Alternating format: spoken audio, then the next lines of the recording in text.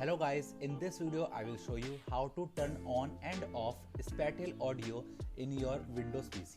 So for that guys, first of all you will need to open your Windows settings by just selecting the Windows plus I button. After that you guys will get here on this page, and now you guys will need to select on this sound option. Now guys, as you can see in the output category, you guys can see this option called speakers. Now just select on this, and now if you scroll down, then you can see this spatial sound option which is available to you. And if you want to turn on this option, now just select on this scroll down arrow, and now select on the Windows Sonic for headphones.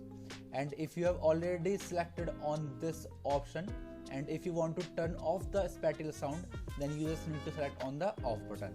So that's how you guys can turn on and off spatial sound in the Windows PC. So that's how you guys can do it, and that's it for the video guys. If you find this video helpful, then make sure to share this video with your friends and family, and also subscribe to our channel for more such content. And thanks for watching.